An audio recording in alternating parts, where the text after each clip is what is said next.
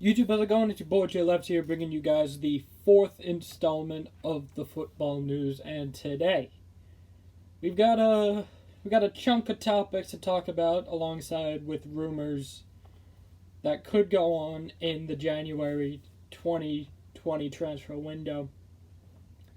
And like I said, we got a chunk of news. Well, 3 topics to be specific. If you guys like this, leave a like, because FIFA 20 is literally just a couple weeks away. So once that game fully comes out where I'm at, we're going to be banging out the content. And without further ado, let's get right into it. So first topic we're going to talk about is the game that happened yesterday, which was Barcelona and Valencia.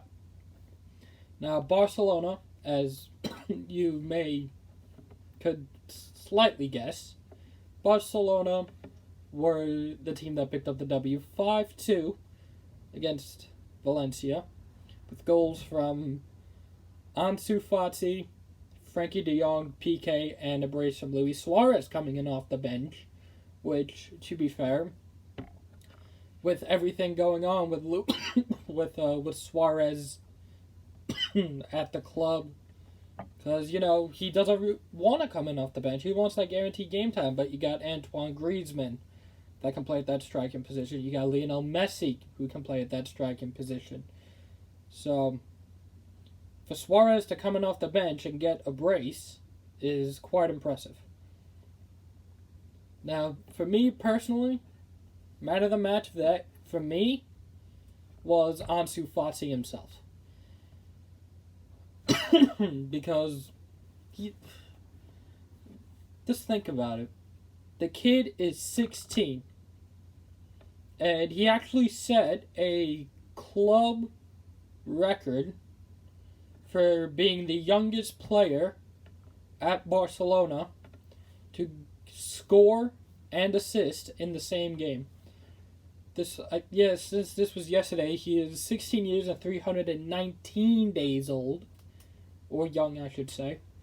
So, the last time we saw a 16-year-old play at this level, he became one of the world's best. And I'm pretty sure you can figure it out by now. That was Lionel Messi. So, is Ansu Fati the second coming? I'll leave that for you guys in the comments to decide. So, in shocking news, for the second topic, Norwich City. Never say Norwich. That's all I gotta say. Under Daniel Falca, or Farker, or whatever his name is, the Norwich City manager, a 3-2 victory over the defending champions, Manchester City. Now, to that, I think, first off, fair play to Norwich. You guys played, like the first 30-40 minutes, they went up 2-0. Which I was not expecting at all. So, again, Norwich City, I put my hands up. Fair play. Taking points off of the champions. That's big. That's very, very big. Now, considering the fact that our Northwest rivals, Liverpool, are now 5 points ahead, and I think we're still in the top 4 at this stage. Well, top 4, top 5 at this stage. Again, for Norwich City to be taking points off of Man City, that's monumental to them. And another man, Teemu Pukki. The goal-scoring form he is on. He has 8 contributions in 5 or 6 games. 8 contributions in 5 games, 6 goals, 2 assists. I'm pretty sure the stats are right. That's mental. And also, Wolves v Chelsea. Well, now this is the 4th topic I'm going to be talking about. I said 3, but this is the 4th one that just came, that I just remembered about. Chelsea v Wolves. I think it was last week that Tammy Abraham was getting racially abused for missing a crucial penalty against Liverpool, which, I mean, again, racist issues. If you guys saw the last episode of this, I just went into an absolute tear about how the racial issues shouldn't even be allowed in there. So yes, Tammy Abraham misses a penalty against Liverpool. What did he do against Wolves? Bags a hat trick. Tammy Abraham 1, racism 0. So, and also, Fikayo Tomori, what a wonder goal he scored against Wolves. What a goal. Already contender for goal of the season. Already. Not a doubt in my mind. And the fourth and final topic is PSG went up against RC Strasbourg. Yes, PSG got a very, very narrow 1-0 win. It was 2-0. But because of VAR, the goal was overturned, so it remained a 1-0 win. The man who scored the winner, Neymar Jr. Now, to me, that's the unlikely hero. Because, as you and I all know, Neymar, during the summer, was heavily rumored to move away from PSG. Because you had Barcelona wanting him back. You had Real Madrid in the race. I think at one point you even had Juventus in the race. But it was more going to be between Real Madrid and Barcelona. But because Neymar didn't move, when the team announcements, when they announced Neymar, the fans were giving him the heat. They were booing him. They were jeering him. They didn't want him out there. Like the PSG Ultras, which is like the super PSG fans, they didn't even want him there anymore because of everything they put them through. And I think Neymar commented on the situation, saying if he had any comments about the fans. And to me, this is a big up from Neymar. He said he's got nothing to say to them. He understands the fans completely. Which, again, big up to Neymar. Big up to him.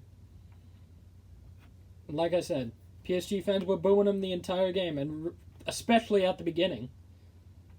And again, rightfully so. So what does Neymar do? Neymar's just playing in the game. We go to the very, very end, where in the second of 5 minutes of added time, Abdou Diallo whips a cross in. Neymar, bicycle kick, in the back of the net, gets PSG the win. That is how you respond. Now, moving on to the rumors. First, we're going to start off small and then work our way up. So, I think this was a rumored move, 2 or 3 days ago, where because of the goal-scoring form that Timu Pukki is on, Manchester United are now interested in signing him. Which, to be fair, that would be a really, really good signing. But Man United are also rumored to move with Mario Mandzukic. But he's also in talks with Man United, but he's also in talks with a team out in Qatar. So where Mandzukic is going, I don't know. And speaking of Man United, they're going to go into January placing a £75 million bid, which I think is about $80 to $90 million for Toni Kroos, which that would be a good signing for us because we need that creativity in the midfield. Because as much as I love Pogba is not suited to be a center attacking mid, in my personal opinion. He's more of a box-to-box midfielder, maybe even a holding CDM. But we'll see where January goes. And Lionel Messi was rumored a move to Inter Miami. Now, you're probably wondering, what the heck is Inter Miami? Well, that is the football team owned by Man United legend and England legend David Beckham. But he was rumored, like I said, it was rumored, but Messi turned him down completely, saying he wants to stay at Barcelona forever. Which, to me, is interesting, because he also has a clause in his contract which says that Lionel Messi could leave at any time, I think after the year 2020, he could leave Barcelona on a free whenever he wants. Which to me is, it's a clause I've never even heard before. Barcelona are trying to answer back by giving Lionel Messi a lifetime contract. Which, I mean, that Messi has been there for the last 15 years. Burst into the Barcelona when he was 16 years old. And here he is, almost 2 decades later, still performing at the highest level. Which, there's always going to be a debate as to who the greatest footballer of all time is between Lionel Messi and Cristiano Ronaldo. But at the end of the day, you gotta be appreciative that we, in the current generation, are watching two of the greatest footballers of all time. And speaking of Barcelona, they have now entered the race for Kylian Mbappe. Because with Barcelona, you already have a good amount of strikers in Griezmann, Suarez, Messi. You got players down the wings. You got Ousmane Dembele. Again, you have Lionel Messi. Even Griezmann can play down the wing. Wait, did they have Malcolm? Oh wait, no, they sold Malcolm to Zenit in Russia. So that would be plus Luis Suarez wants out. So maybe it could be a potential swap deal in the future? I don't know. We'll just have to wait and see. But that'll do it for the football news this week. Again, if you enjoyed this, leave a like if you're new. Sub also if you're new, because again, FIFA 20 is around the corner, and we are going to be pumping out content like there's no tomorrow. So, like if you're new, sub if you're new, and until next time, peace.